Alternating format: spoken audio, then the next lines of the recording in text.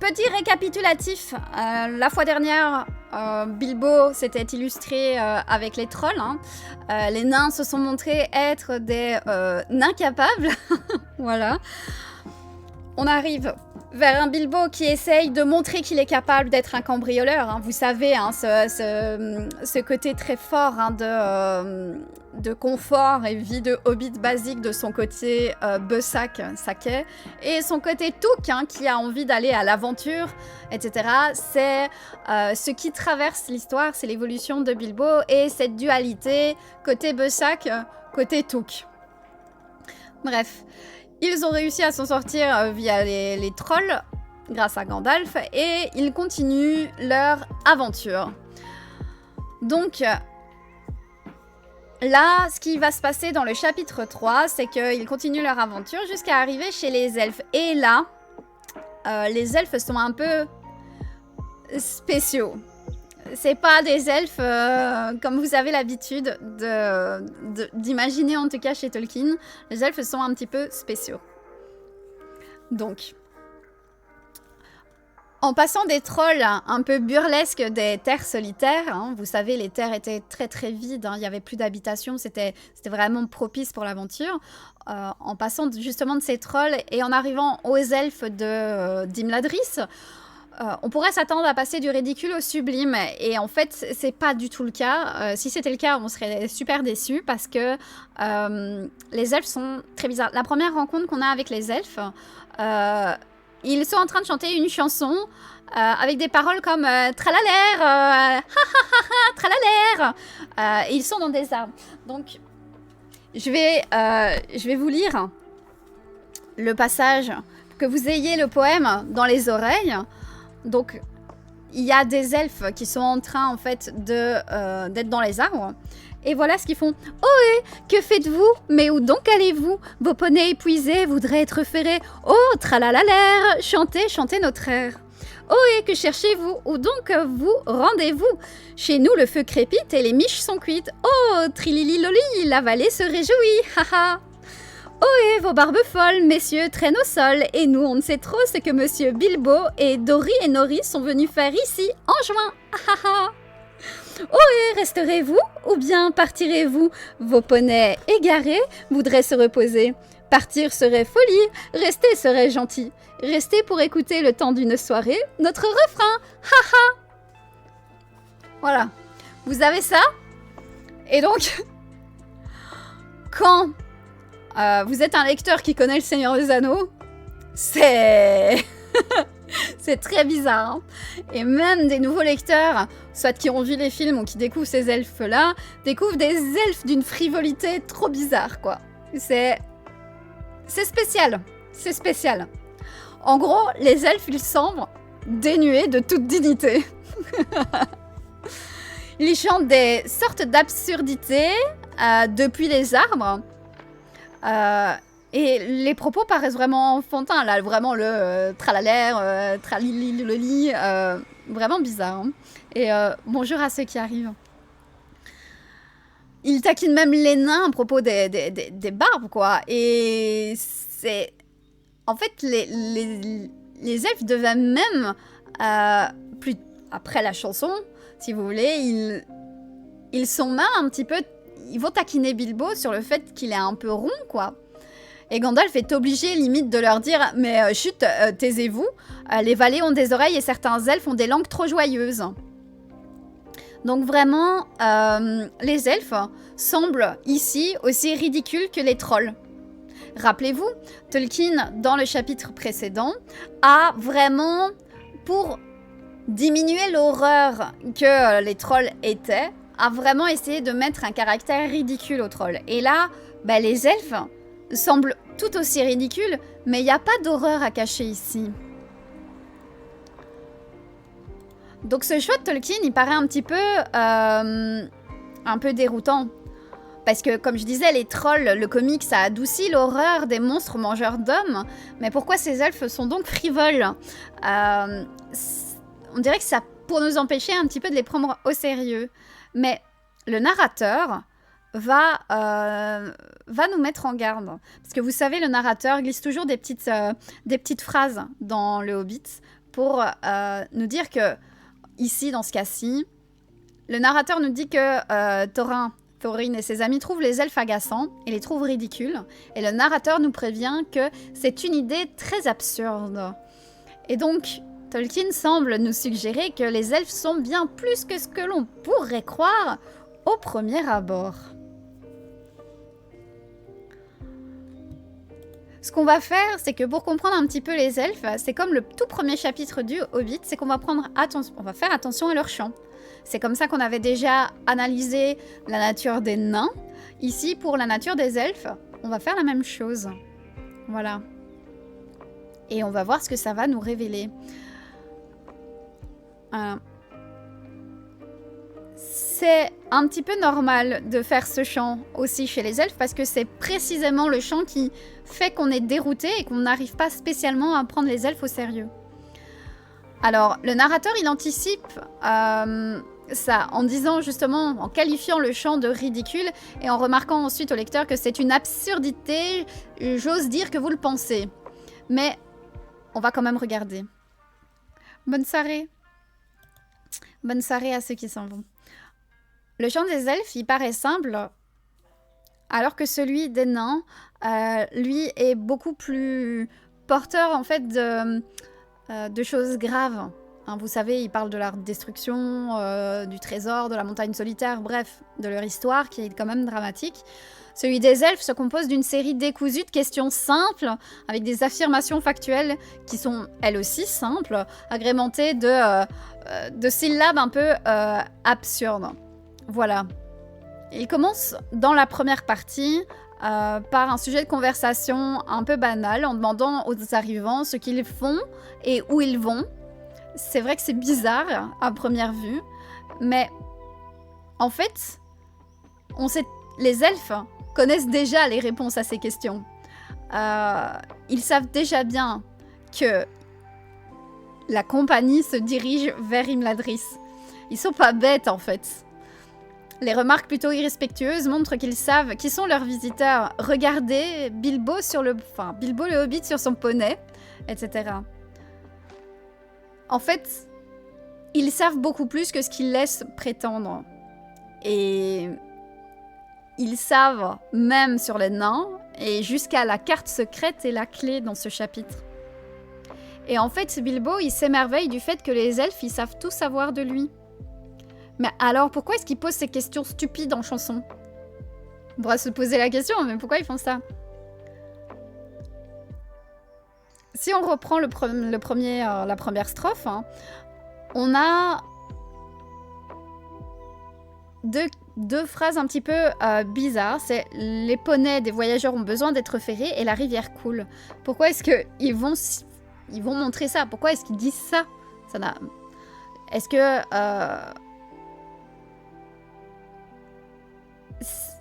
ça semble vraiment sans intérêt? Est-ce que c'est pour montrer que les compagnons sont tous usés par la route à cause du long voyage, qu'il ferait mieux de se reposer ici?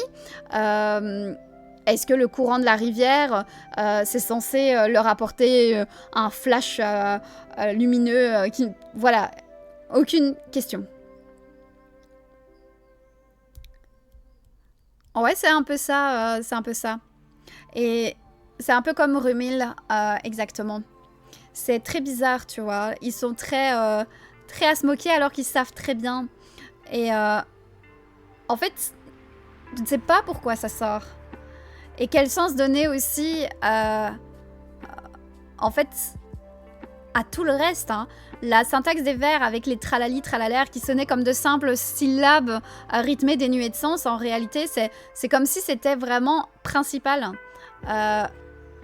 Et le tralali, la la la la, le tralalaire, hein, c'est un peu comme s'il disait aux gens, va dans le bas de la vallée, en fait. Parce que c'est là-bas que tu vas avoir tout ce qui va se passer. Parce que, quand même, je signale hein, que ça dit, voilà, oh tralala, tralala, l'air, chantez, chantez notre air. Ou trilili loli, la vallée se réjouit. Donc c'est vraiment, venez en bas de notre vallée, quoi. Bonsoir, Médelf, comment ça va? Donc on est vraiment ici à des elfes qui savent très bien pourquoi ils sont là, et qui les connaissent, et qui sont en train de leur dire, bah, va dans le fond de la vallée. C'est là-bas que tu vas rencontrer, enfin, que tu vas vraiment atteindre Faucombe, Fordeval, Imladris, et c'est là que tu auras de quoi te reposer, de quoi ferrer tes chevaux. Bref, c'est... déjà, juste en fait, en analysant la première strophe, on sait que c'est ça que les elfes cherchent. En réalité, pourtant, ça semble tout bête. La manière dont c'est dit, c'est stupide. Et pourtant, bah, les elfes font preuve ici d'une clairvoyance terrible. Alors, la suite du poème, hein, c'est dans la même vague exactement. C'est encore des questions superflues où les elfes ont déjà leurs réponses. Ils savent vraiment ce que les nains cherchent. En gros, tout ce qu'ils veulent, c'est taquiner les nains et Bilbo, et ils savent déjà c'est quoi leur quête. Voilà. Et les elfes ont l'air de prendre plaisir en plus à répéter le fait qu'ils savent très bien, pourquoi ils sont là. Ce qui rend un petit peu, encore une fois, les elfes un petit peu avec ce caractère hautain et orgueilleux qui est typique des elfes chez Tolkien. Les elfes terminent leur performance avec ce qui ressemble presque à de l'impolitesse ou en du moins une insensibilité inconsciente. Voilà. Partir serait folie, rester serait gentil, rester pour écouter le temps d'une soirée notre refrain. Donc en plus, les elfes ont bien conscience qu'il faut qu'ils restent, quoi. Et qu'ils se reposent et qu'ils reprennent des forces. Rappelez-vous, les nains et Bilbo viennent de terminer un voyage épuisant, là, à travers les terres solitaires qui étaient quand même dangereuses. Ils ont failli se faire tuer par des trolls récemment. Leur réserve de nourriture, pour rappel, est tombée dans la rivière et a été emportée par le courant. Bref, les elfes les accueillent dans la dernière maison hospitalière. Et alors que là, dans la chanson, entre guillemets, il leur dit « Écoutez notre chanson », c'est presque s'il leur disait « Écoutez-nous et allez pas vous reposer, quoi ». Il y a tout dans la vallée, il y a tout ce que vous voulez, mais là, il y a les petits elfes qui sont en mode « Ouais, viens fumer de l'herbe avec nous et viens chanter toute la nuit, quoi ». En fait, ça n'a pas de sens. Ça n'a pas de sens d'une certaine façon. Et en même temps, ça devient un petit peu plus logique. Et ça reflète le caractère des elfes encore plus. Voilà. Les elfes ne sont pas complètement fous, mais ils sont indéniablement étranges. Hein. Voilà. Ça, on est bien d'accord, les elfes sont vraiment bizarres. On a quand même 3 indices que Tolkien nous donne et qui devraient nous inciter à la prudence avant de les considérer quand même comme niais. Hein.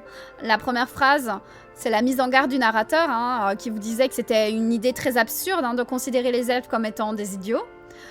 Le deuxième, c'est la réponse de Bilbo à l'invitation des elfes à terminer son long périple lorsqu'ils lui disent bah, viens chanter avec nous. Le narrateur va dire, malgré sa fatigue, Bilbo aurait aimé rester un peu. Le chant elfique est incontournable, en juin sous les étoiles, surtout si l'on s'y intéresse. Et Bilbo hésite quand même. Il hésite, mais il est épuisé, affamé. En fait, les paroles de leur chanson peuvent paraître absurdes, mais en juger par la réaction de Bilbo, il semblerait qu'elles contiennent quelque chose de plus profond qu'on ne le pense. Parce que Bilbo, là, il est épuisé, fatigué, il a faim. Et pourtant, il serait capable de rester écouter les elfes. Et le troisième indice qu'on a aussi, c'est la description par le narrateur des sentiments de Bilbo envers les elfes en général. On nous dit que Bilbo, il aimait les elfes, bien qu'il en rencontrait rarement, mais il en avait un petit peu peur aussi. Alors Bilbo, il connaît pas très bien les elfes, hein. Il les aime et il les craint, comme c'est dit. C'est assez contradictoire, mais ça marque l'étrangeté de ce peuple, en fait. Quelque chose de plus profond, d'élevé, se cache derrière. Et Bilbo, lui, il le comprend d'une certaine manière. Voilà.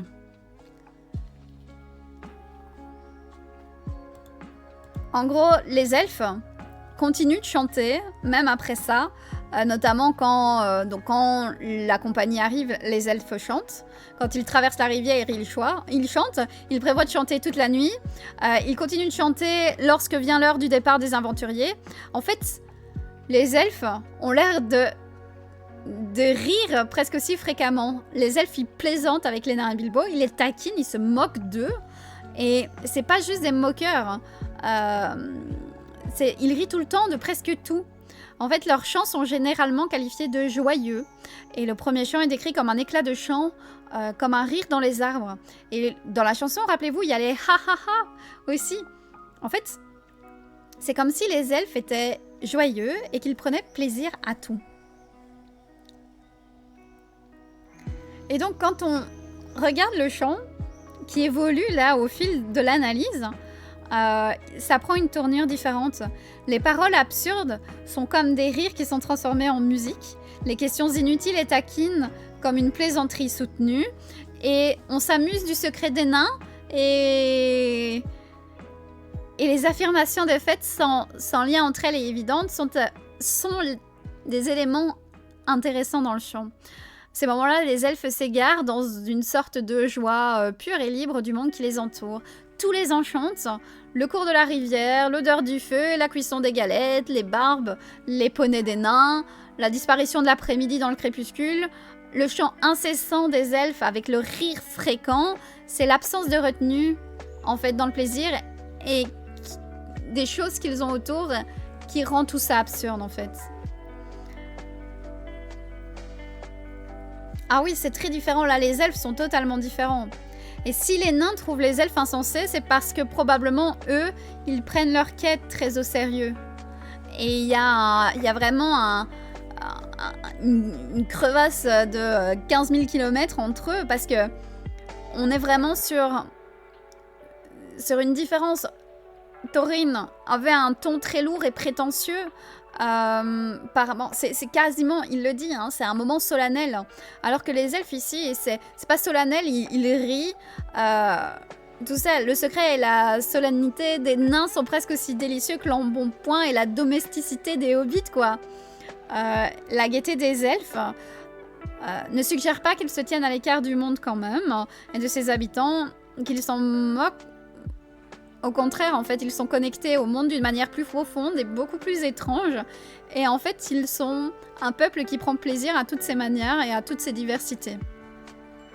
Ouais, c'est vraiment, il y a un décalage là par rapport aux nains, là en mission hyper chaude, hein, sérieuse, etc. Et les elfes qui sont... Et c'est pour ça que c'est très drôle finalement de voir l'adaptation de Peter Jackson, parce que... Mais ils sont tellement sérieux. Ils sont tellement sérieux chez Peter Jackson que là, en fait, on est à côté de... Mais l'adaptation, elle est totalement aux fraises pour les elfes dans le Hobbit. Mais c'est fou, quoi. Enfin bon. Ce qu'on peut dire, c'est que Tolkien, ici, a essayé de nous donner une sorte de perspective elfique un peu mystique. Voilà. Il l'incarne même dans un ton et un style de parole que seuls les enfants peuvent comprendre, d'une certaine façon. Les rires, les taquineries et les mots fantaisistes. Et Bilbo est quand même ému par le chant des elfes. Même lorsqu'il est affamé et fatigué. En gros, ici, on pourrait dire que Tolkien tente de mettre une perspective un petit peu élevée et transcendante à un public beaucoup plus jeune, enfin juvénile. C'est une tâche terriblement difficile et on peut penser ici, enfin voilà, en tout cas là c'est moi qui parle, mais que Tolkien a un peu raté son coup sur le fait d'essayer de montrer ce côté très mystique, très gardien du savoir.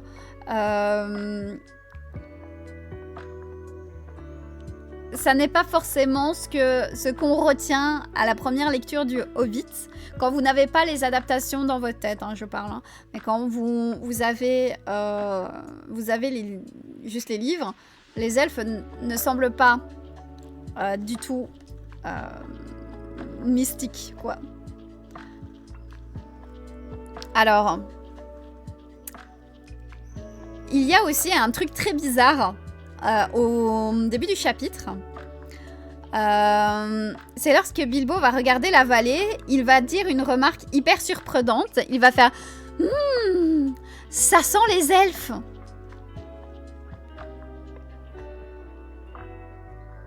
Ça sent les elfes. Ça sent. Alors, on va pas savoir c'est quoi hein, ce commentaire, c'est pas expliqué. Et on ne sait pas vraiment c'est quoi l'odeur des elfes. Et c'est... Apparemment, ils sentent bon parce que vraiment, on a le de Bilbo juste avant. Comme si ça sentait vraiment extrêmement bon. Et le parfum l'émeut d'une certaine façon, quoi. Un peu comme le chant. Mais ce qui est terrible, c'est que juste après avoir senti l'odeur, Bilbo va lever les yeux vers les étoiles. Et les étoiles, à ce moment-là, brillaient d'un bleu éclatant.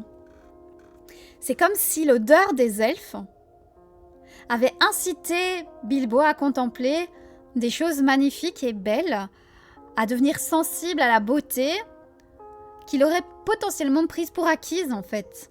Et c'est vrai que c'est drôle comme remarque, mais c'est un peu ce que le chant des elfes devrait représenter. C'est ça, c'est une expérience très difficile à décrire, tout comme le chant des elfes. C'est le patchouli. Ah non, c'est odeur. Ah non, non. C'est le monoï, patchouli, monoï.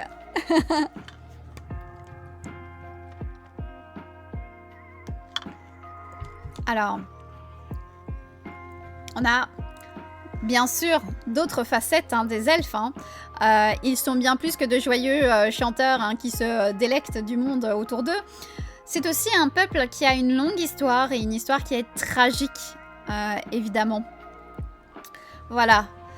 Quand les hobbits sont... Enfin, quand Bilbo et les nains, pardon, sont bel et bien à Foncombe et qu'ils discutent avec Elrond, on nous dit qu'Elrond et son peuple sont liés aux étranges histoires antérieures, au commencement de l'histoire, avec les guerres contre les gobelins, des elfes et des premiers hommes du Nord. Donc en fait, le narrateur fait allusion à ces histoires comme si nous les connaissions déjà.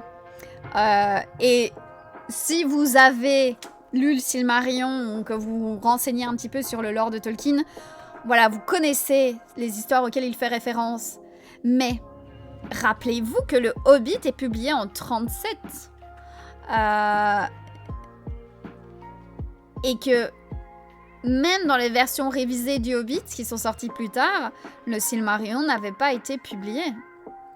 Puisqu'il est publié de manière posthume en 77. En fait, tout ce qu'on obtient ici comme information quand on ne connaît pas le reste, c'est l'idée générale que ces elfes-là, même s'ils semblent frivoles, ils semblent liés à des grosses batailles d'autrefois, à des grands guerriers, à des armées maléfiques, de temps anciens avec des légendes et des héros. Et leur histoire a l'air plutôt triste aussi. La seule information sûre et certaine qu'on ait, c'est qu'il y a une grande cité elfique qui s'appelle Gondolin et qu'elle fut détruite par des dragons et des gobelins, on va dire des orques, il y a des siècles. Parce que oui, hein, dans le Hobbit, les orques, ce sont des gobelins. Pour rappel, orques et gobelins, c'est synonyme. Peter Jackson vous fait une distinction entre les deux, mais chez Tolkien, c'est synonyme. Gobelin, c'est pour goblin en anglais. Orc, c'est la version elfique.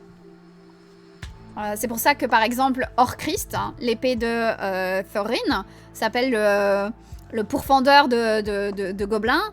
Mais si elle s'appelle Orc-Christ, c'est parce que gobelin se dit orc. C'est synonyme chez Tolkien. Oui, mais en 37, il a déjà en tête son Quenta Silmarillion. Ah oui, mais Fëanor le Hobbit est pas censé être rattaché. À ce moment-là, le Hobbit est pas censé... Le lecteur ne le sait pas. Toi, tu le sais pas. Et surtout, en 37, Tolkien, son Silmarillion, il a mis des points avec ça, mais... jamais il aurait pensé relier le Hobbit à sa mythologie. C'est juste qu'il a fait de la récupération, comme il adore faire pour plein de choses. Ouais. Ouais, le lecteur n'a rien, lui. Il ne sait pas. Hein. Donc, les elfes sont peut-être justement des gens qui sont très joyeux, dont les chants et les conversations sont empreintes de fantaisie. Mais en fait, on nous dit aussi de les associer à un certain mystérieux et majestueux haut elfe de l'Ouest. Et finalement, en fait, leur gaieté est rendue incroyable et remarquable par la majesté et la tristesse de leur histoire. Donc en fait, plus on avance dans le chapitre et plus on se rend compte qu'il y a vraiment un truc par rapport aux elfes qui sont juste pas cons, quoi. Et surtout, le personnage central des elfes, c'est Elrond, le maître d'Imladris. Et Tolkien, dès le départ, il nous empêche d'imaginer qu'il est frivole ou écervelé. Sa description, je vais vous la lire parce que ce ne sont que des superlatifs de toutes les races. Voilà. Je vous lis. Il est marqué « Il avait la noblesse et la beauté d'un seigneur elfe, la force d'un guerrier, la sagesse d'un magicien, vénérable comme un roi des nains et aussi doux que l'été. » Donc là, on a vraiment un Elrond qui est... au-dessus de lui, c'est le soleil, quoi. Il est vraiment incroyable.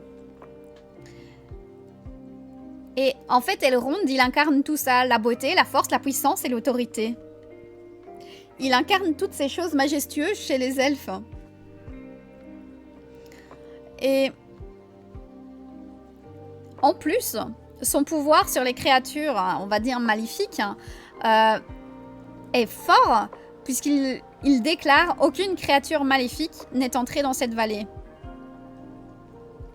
Voilà.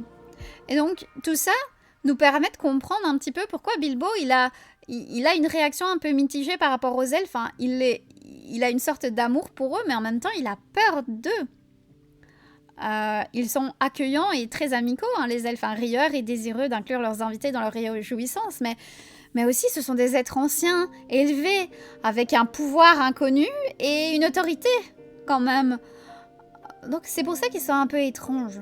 Ils sont bizarres. Ils sont étrangers à l'expérience humaine, et ce serait vraiment une chose vraiment absurde de les considérer simplement comme stupides. Alors on passe un petit peu plus sur Bilbo maintenant. Le séjour de Bilbo à Imladris lui offre bien plus qu'un simple repos, vu que le chapitre s'appelle une brève halte. Ils vont y rester quelques jours à Imladris. Donc, en compagnie des elfes et dans le confort de la demeure, Bilbo goûte pour la première fois à une vie où il est capable de contenter les deux parties. Rappelez-vous, donc Bilbo, il est pris entre deux côtés. Son côté familial Touk, qui est prêt à partir à l'aventure, et son côté Besac, Saquet, qui est vraiment, lui, aspire à une vie confortable. Et en fait, là, Imladris, c'est le parfait mélange des deux. C'est la demeure idéale pour manger, dormir, s'asseoir et réfléchir. Aucun Besac ne pourrait rêver mieux en matière de confort et de bien-être et de sécurité. Mais c'est aussi le lieu parfait pour un Touk, pour raconter des histoires et chanter avec le monde des anciennes et grandes légendes qui perdurent grâce au savoir des elfes et du grand Elrond. Donc à Imladris, on peut réellement savourer un mélange parfait de toutes ces choses qui sont réunies en Bilbo, en fait. À Cul-de-sac, le côté Touk est endormi. Et durant le voyage, on a le côté Besac qui proteste et se plaint et qui veut rentrer chez lui. Mais par contre, à Faucombe, en fin de Val, c'est parfait. Là, Bilbo, il entrevoit à quoi pourrait ressembler une véritable réconciliation entre ces deux natures. Une vie où il pourrait se laisser emporter par des chants d'aventure, de tragédie et aussi de délices, tout en restant en sécurité et à l'aise. Et le narrateur nous le montre encore plus parce qu'il nous dit que pendant qu'il est avec Elrond et les elfes, Bilbo cesse de regretter Cul-de-sac. On nous dit que Bilbo serait volontiers resté là pour toujours, même si un souhait l'avait ramené sans encombre dans son trou de hobbit. Mais donc, en fait, Bilbo, il a sa... Je l'ai vu, la sorte de retraite parfaite. C'est exactement ça. Bilbo reconnaît que même son trou de hobbit, cette image de confort et de sécurité à laquelle il se raccroche lorsqu'il est en détresse, ne peut rivaliser avec la satisfaction plus profonde, plus riche et plus complète d'une vie avec les elfes. Et lorsque vient le moment de partir à l'aventure avec les nains, Bilbo, il est non seulement reposé, mais revigoré. Son cœur est prêt pour beaucoup plus d'aventures.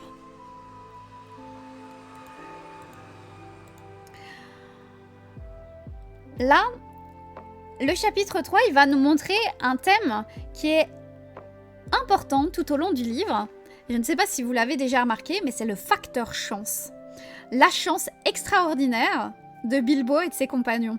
Mais vous savez, et vous le savez si vous me suivez, que la chance chez Tolkien, c'est pas toujours de la chance. Si vous voyez ce que je veux dire. Parce que on n'en a pas parlé au chapitre 2 la fois dernière, mais vous avez vu les films et vous avez lu, pour certains, vous savez que au hasard dans la cave des trolls, ils vont tomber sur des armes. Et ces armes, ils vont les montrer justement à Elrond. Et en fait, ça, c'est un coup de chance incroyable. C'est des bonnes armes, des bonnes lames, qui possèdent de beaux fourreaux et des poignets ornés de joyaux. Donc c'est quand même un coup de chance.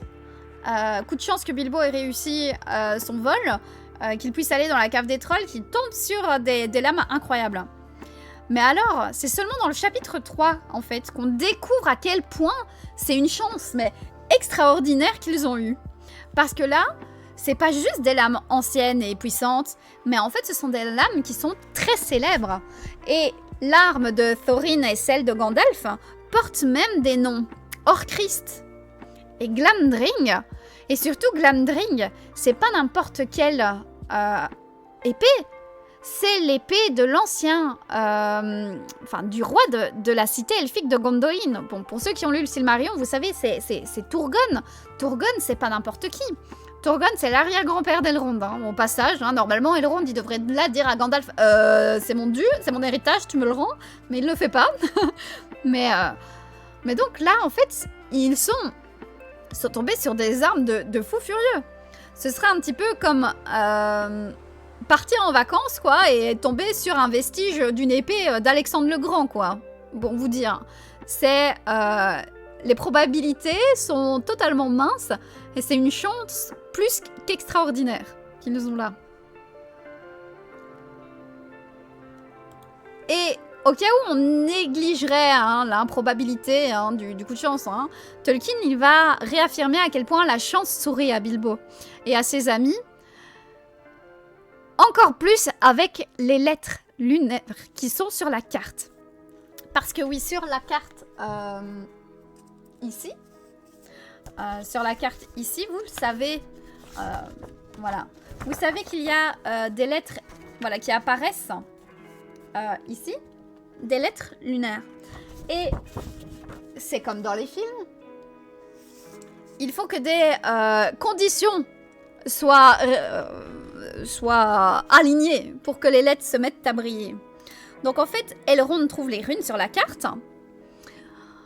Il explique qu'elles ne seraient visibles qu'à la lumière d'une lune de même forme et de même saison que le jour où elles ont été écrites. Et en fait, les lettres ont dû être écrites un soir de solstice d'été sous un croissant de lune il y a bien longtemps. Et donc en fait, ça voudrait dire que la lettre, ça ne peut se lire qu'un seul soir sur l'année. Et qu'est-ce qui se passe ? Ah non, c'est des lettres lunaires, c'est des lettres très spéciales. Ce sont les nains qui les ont écrites et ce sont, elles sont empreintes d'une certaine magie, si vous voulez. Et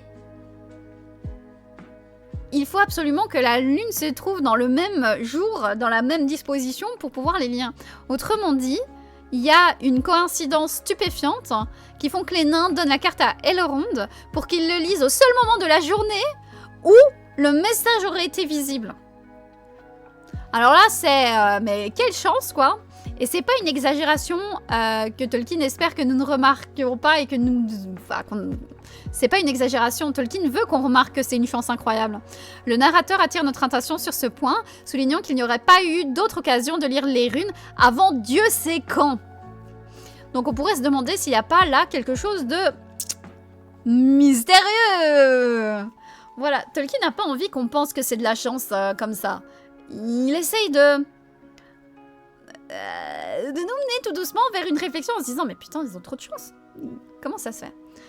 Et nos soupçons s'accentuent encore plus lorsqu'on considère le message même des lettres révélées. Ces mots sont en quelque sorte des instructions qui expliquent comment pénétrer dans le passage secret sur le côté de la montagne. Mais la seule véritable instruction, c'est « Tenez-vous près de la pierre lorsque la grive frappera ». Le reste, si vous voulez, c'est qu'un ensemble d'instructions. C'est pas un ensemble d'instructions, c'est une prédiction. C'est le soleil couchant, avec les dernières lueurs du jour de Dorin, brillera sur le trou de la serrure. Bref, vous savez, même cette première instruction contient une prédiction, le coup de la grive. Et remarquez, c'est pas une grive, hein, c'est le coup d'une grive en particulier. En fait, c'est pas juste un conseil, c'est limite une prophétie qui est renforcée encore plus avec une référence faite au jour de Dorin. Donc en plus, on a ça, on a... Enfin, tout est fou, grosso modo. Et le jour dédié à Dorin, le père des pères de la race la plus ancienne des nains, qui révélera la serrure. Et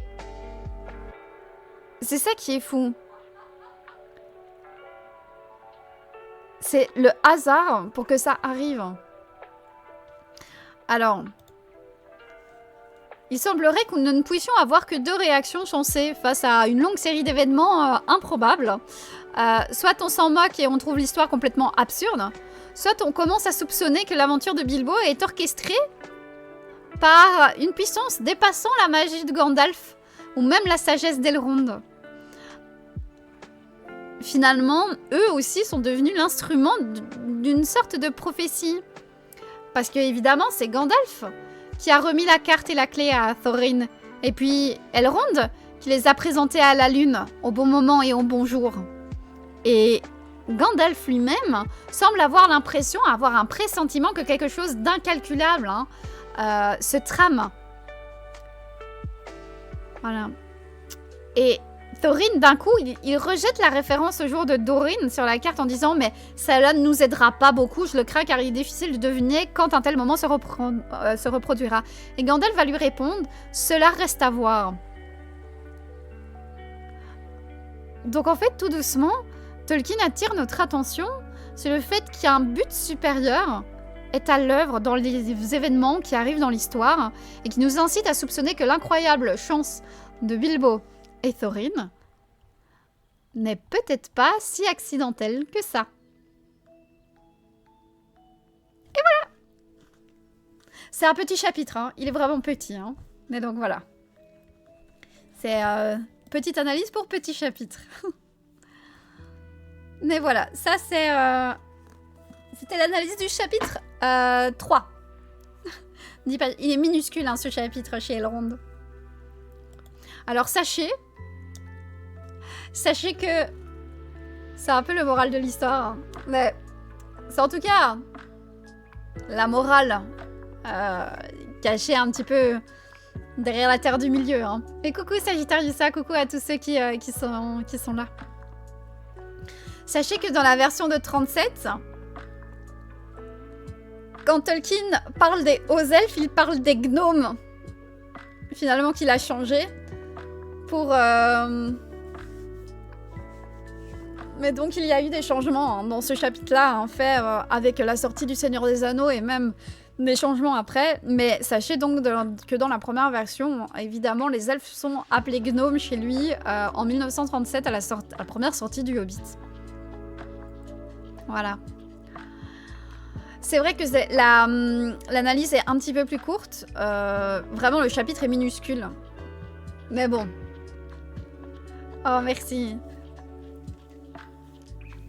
Et donc, on a vraiment les elfes ici qui sont un peu spéciaux, mais en fait, qui rendent un certain mystique. Voilà. Et puis, on a cette chance incroyable qui nous permet de comprendre qu'il y a des événements qui nous dépassent. Eh ben, Yotsu, merci beaucoup. Merci beaucoup. Et voilà. Analyse. 3e chapitre terminé. Voilà. Le prochain chapitre, si je dis pas de bêtises, attendez, c'est sur la colline et sous la colline. Voilà. On va... je vous spoil un peu. Mais voilà. On va rencontrer le roi des gobelins.